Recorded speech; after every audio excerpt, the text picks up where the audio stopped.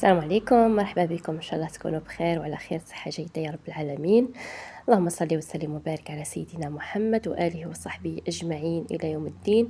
صلوا على النبي خياتي اجر لي ولكم ان شاء الله، واكثروا من الذكر الا بذكر الله تطمئن القلوب.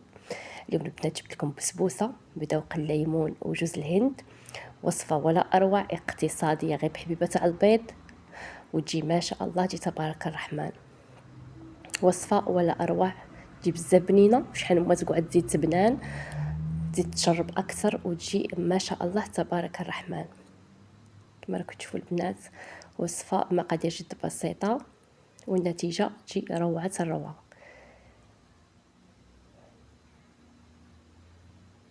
هنا بسم الله على بركه الله، بلا ما نطول عليكم البنات نبداو في الوصفه مباشره. اول حاجه نبداو بالشربات البنات. الشربات نديروها هي الاولى باش تبرد معانا. عندي كاس تاع سكر، ندير له 2 كيسان تاع الماء. هاد الكاس البنات يرفد 220 مليلتر، وندير لهم طروش تاع الليمون ونديرها فوق الغاز، نخليها تغلي. من بدايه الغليان نحسبوا 5 دقائق حتى ل7 دقائق ونطفيو عليها النار تكون متوسطه ونخليوها تبرد. من جهه اخرى نمشيو للبسبوسه تاعنا. هنا في البول تاعي عندي حبيبات على البيض، غادي نضيف لها مباشره نص كاس تاع سكر. كما تعرفوا البنات وصفاتي سهلين وبسيطين واقتصاديين وناجحين اكيد. راني غادي ندير غير بالفوي البنات، ما نسحقوا لا باطور ما نصدعوا ريساننا، غير بالفوي وانتي درتي احلى بسبوسه اقتصاديه وبنينه. مقادير جد بسيطه. هنا نخلط هذيك الحبيبه تاع البيض غايه مع هذاك السكر حتى يبدا يذوب معايا. نضيف لهم نص كاس تاع الحليب، حليب بارد عادي. انا دائما نفضل ندير الحليب قبل الزيت باش يذوب معايا هذاك السكر، ونكمل نخلط غير بالفوي.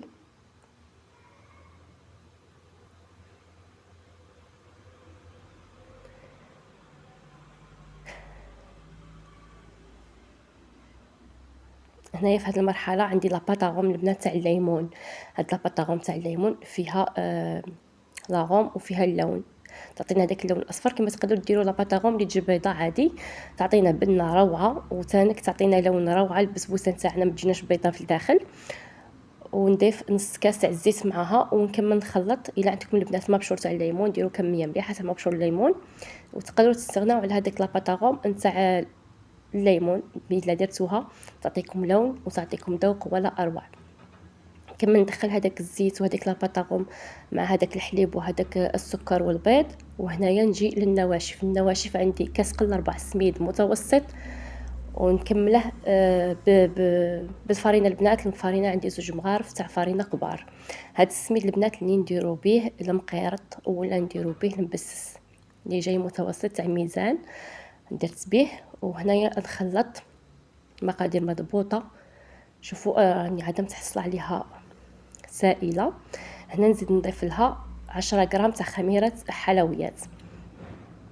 نعطيكم البنات سر في البسبوسه باش ما تجيكمش جهه طالعه وجهه هاوده، ما تجيكمش ملكزه. دائما شحال ما كان عندكم المقدار تاع لا ليفور زيدوا عليه شويه، دائما تزيدوا لها شويه لا ليفور باش تجيكم مهويه وتجيكم مستويه. كي طيبوها ما تجيكمش جهه طالعه وجهه هاوده. هذا هو السر تاع البسبوسه البنات.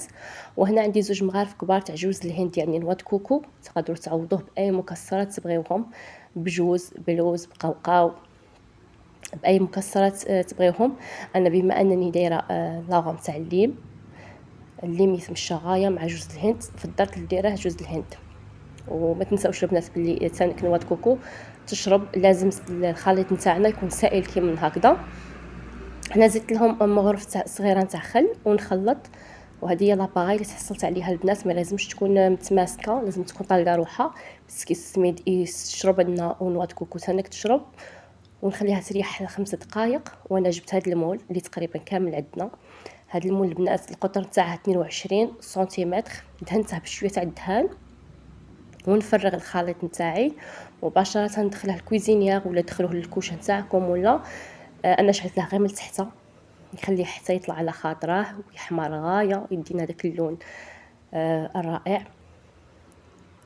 وثاني كنشعلوا له من فوق باش تدينا تحميره مليحه وتنتفخ وتطلع معانا. الا كان عندك مع المشكل مع البسبوسه جهه تطلع وجهه تعود لا تجيك منقزه يعني تتكسر، لازم تزيدي لها لا ليفور البنات. يعني عندنا حبه تاع البيض نديرو فيها 5 غرام، نتيا ديري 10 غرام تاع لا ليفور باش تجيكم مليحه. هنا بعد ما طابت شوفوا اللون اللي تحصلت عليه، جات ما شاء الله، جات خفيفه ريشه البنات. هاد الوصفه ديريها على ضمانتي تجي ما شاء الله، تجي تبارك الرحمن. درت لكم مقادير مضبوطه وعطيت لكم حتى القطر تاع السنيوان تاعي. هنا مباشره نجي نسقيها بديك الشربات اللي تكون بارده بطبيعه الحال. وشوفوا انا نسقي وهي تشرب شحال ما شربت، شحال ما تكون عندكم النتيجه ولا اروع. انا هاد الكميه تاع الشربات للامانه غادي نديرها كامل في هاد البسبوسه، تجيكم مقادير جد مدروسه البنات. وبطبيعه الحال نخليوها تريح حتى تبرد باش نقسموها، وكي تبات تجي احسن. الا درتيها في الليل وخليتيها حتى الصباح وقسمتيها وكليتيها تجي احسن واحسن. انا خليتها هنا واحد 2 سوايع ولا وليت قسمتها معكم باش تشوفوا النتيجه. هنايا انا بغيت نعطيها تزيين بما انني داير فيها جوز الهند. فضلت نرش عليها كيما هكذا جوز الهند من الفوق ونخليها تبرد تريح. كما قلت لكم البنات انا خليتها واحد 2 سوايع وليت قسمتها معكم. من الافضل تخليوها حتى تبات باش تشرب لكم غايه وتجي ما شاء الله تبارك الرحمن.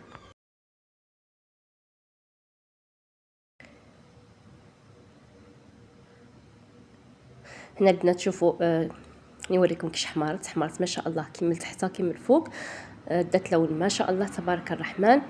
وقسمتها معكم كنتو شفتوني. وهنايا وريتها لكم البنات على غدوه كي صبحت. انا دائما البسبوسه نبغي نقلبها تجي احسن واحسن. وشوفوا لاكولا كي دايره والبنه وراها باينه بلي راه مشربه حتى القلب.